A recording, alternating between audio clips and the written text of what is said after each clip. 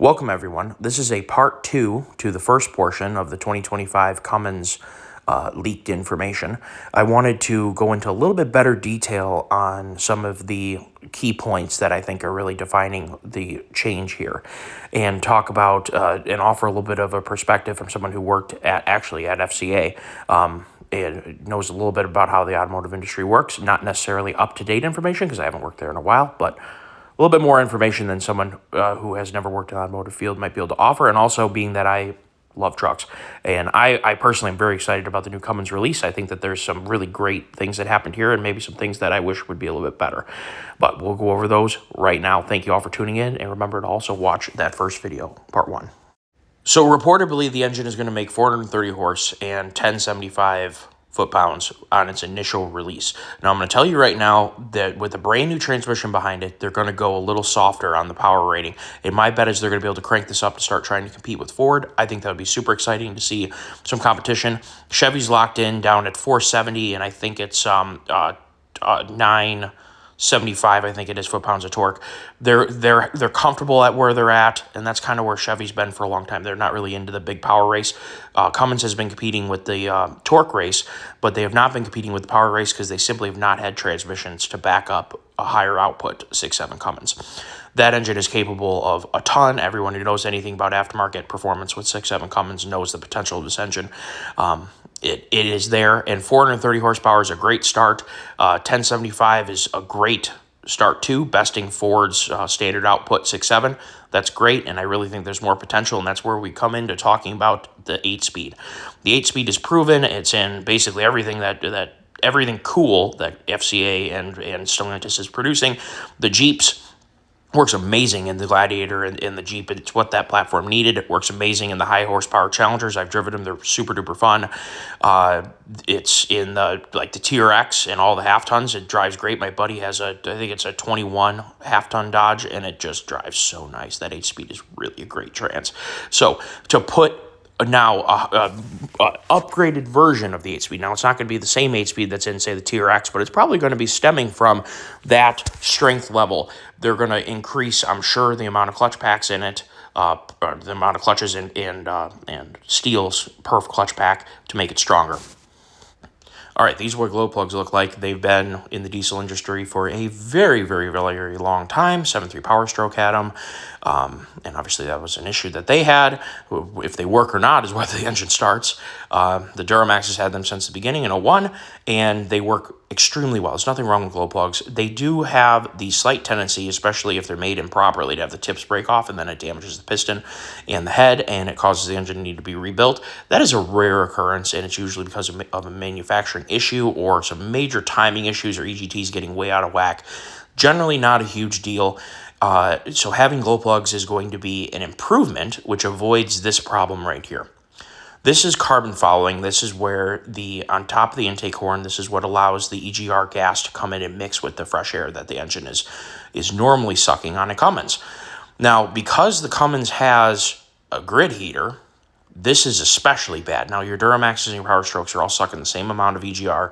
It all looks the same in there, except for because we have what looks like a toaster, and you're about to see it, the grid heater literally looks like a toaster. It's just a heating element that heats the air before it goes in the engine, and it acts like a filter, and it captures the carbon, and it makes for a lot of accumulation there of that carbon, and it's something that the 6.7 Powerstroke and the Duramax don't necessarily have to deal with because they don't have a grid heater. They have glow plugs, which work extremely well for cold starts. It makes the engine start extremely smooth. Cummins also starts relatively smooth. It will always start. It may be a little more choppy than an engine with glow plugs. So glow plugs are a more efficient way of getting a diesel engine to start, but they come with some added complexities. There's 8 of them. There's controllers for them. There's wires for them, and they can fail if you have, like I said, high EGTs or something is going a little bit wonky, or they were made improperly. That carbon, and that's a chunk of carbon. These pictures are thanks to Dark Iron Diesel. He made actually a really great video on this issue so that we can all see it, and I just snagged his picture, so thank you, sir. Banks does make a side draft intake, and people put them on their 5.9s. A lot of pulling trucks and drag racing trucks have custom-made, fabricated side draft intakes. It's a common thing. It'll be good. And I think that by going away from the grid heater, Dodge is just doing this for necessity, for the head change that supposedly, I doubt they're going to change the valves and all the other stuff. My bet is they're going to make it so it adapts to having a side draft, because we don't need to have the grid heater anymore. It'll be more efficient, much smoother airflow, and it'll also allow for the glow plugs to go in, because you can't put glow plugs into a head without heavily modifying it. So I think that's where the head modification is coming from.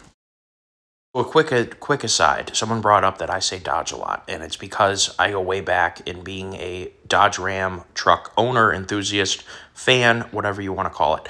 It is a sign of respect for the history of the truck. Marketing people decided to call the trucks Ram a while back and take Dodge off of it. Well, they've always been Dodge Rams, and when I call them Dodge, I'm just respecting the lineage and the heritage of the truck, to which I honestly love. Yes, this is technically sort of a Ford channel, but that doesn't mean anything because we are a truck channel. I like trucks, and any brand that is good is fine by me, and trust me, Dodge Ram is one of them. One more quick aside, too. I misspoke on one little thing. It's so foreign to talk about a Cummins with glow plugs. You have 6 cylinders. You'd have 1 glow plug per cylinder, so you'd have 6 on a Cummins, on a 6.7 Cummins, and on like Duramax and 6.7, you would have 8, 1 per cylinder. The other side I wanted to talk about, and I wanted to weave that in somewhere in here, but it would amaze you what goes on with emissions testing. What they do is they literally freeze the truck down inside of a chamber, and every bit of emissions the truck puts out, from the paint to the seats to the dashboard, all the plastic, the radio components, all of those emissions are all captured within this chamber, and it's all cumulatively totaled for the vehicle's emissions. And then you have the cold start emissions on top of it. So even if they can drop the cold start emissions by just the tiniest bit, it allows them to continue sourcing fabric, say, that has maybe a little bit higher emissions, but it's more reliable, or maybe the plastic for the dashboard or whatever, or the fake leather or whatever they're using. All of those emissions are cumulatively tallied. So one change that was made in 2019 that has not been gone back on is going to hydraulic lifters. And I think it was a huge mistake. The 5.9 and the 6.7 have a long track record of being extremely reliable. We have taken away some of that reliability by going to hydraulic lifters. And for what reason, you ask? NVH is probably the leading reason. Someone got in the cab of the truck and said, I'm tired of listening to the valve train rattle, tick, clatter, whatever. The truck owners who buy them like the reliability, and I bet they like it a lot more than a teeny bit more silence. It is not any amount of fake news that the Cummins 2019 Plus have been having major failure issues with the lifters and the camshaft getting worn away when the lifter fails.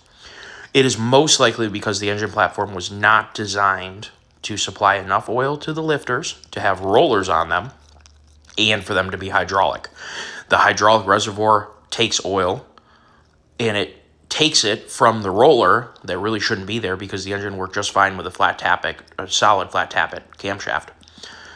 So we're going to still have that with this new generation of engine. But I hope, and this is an opportunity for them, that when they redesign this engine, that they took that into account and they fixed this problem. Because there's not actually anything wrong with hydraulic roller lifters. The issue is when you don't have enough oil there to supply them. So when they redesign this engine, I hope that they address that, because it'll be a nice solution. Not that doing an overhead on the engine, and by doing an overhead, I mean adjusting the valves, is a huge deal. It isn't. And it's not a huge cost or easy to get to. It's just something that you have to do. If you have hydraulic roller lifters, you don't have to do that at all. And if you have enough oil supplied to the lifter galley, it is extremely reliable, and it's not going to be an issue for the engine. So in conclusion, overall, these upgrades, if they are true, are the upgrades that the brand needed overall. The truck looks good. There's no reason to change things that work, like the doors and the body. I don't know why everybody wants to always have things change when they work and they're good. The only thing they could improve maybe is metal thickness. The bodies are a little bit thin.